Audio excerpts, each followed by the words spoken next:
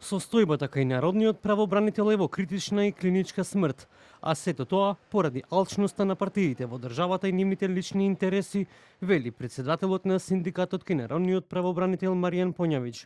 Посочува дека на институцијата и треба аполитична и професионална личност, а не пазарџија кој наместо да ги штити правата и слободите на граѓаните, ќе ги штити интересите на партиите. Собранието, како најнадлежно, потребно е да најде итно решение. Состојбата во народниот правобранител е алармантна и е на ниво на клиничка смрт.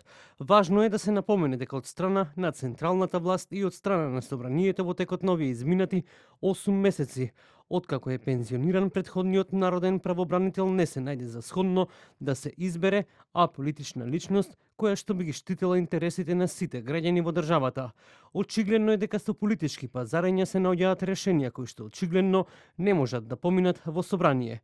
Тука е во прашање и опозицијата, бидејќи за исто потребно е бадентер. Синдикатот смета дека треба професионалец кој што ја познава целосно материјата од областа на заштита на слободите и правата на човекот, но исто така треба и заменици кои ја познаваат материјата и кои ќе работат во интерес на граѓаните согласно домашното и меѓународното право.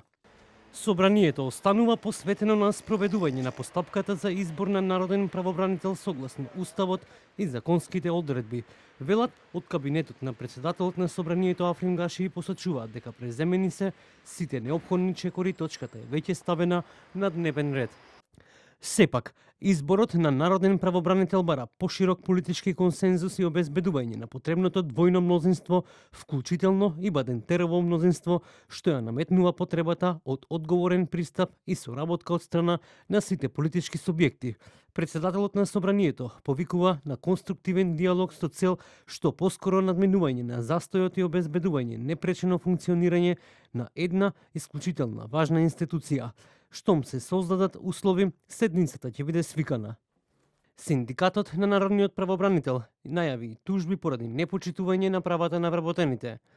Синдикатот е незадоволен од односот на Министерството за финансии, кои што се однесуваат технократски и на секој можен начин и во секој сегмент ги крати и ги намалува финансиските средства за работата на народниот правобранител, со што се оневозможува да се извршуваат основните законски надлежности. За разлика од другите органи во кои има поставено челни лица блиски до власта и каде се дозволува исплата на разни додатоци утврдени со колективен договор и уредба на влада, народниот правобранител е обесправен и нема средства, ниту можности, ниту начин да додели одреден додаток на плата, иако вработените не се класични административни службеници, туку тие се постојано изложени на напорна работа која бара и теренска работа и на овој начин се демотивираат за понатамошно работење.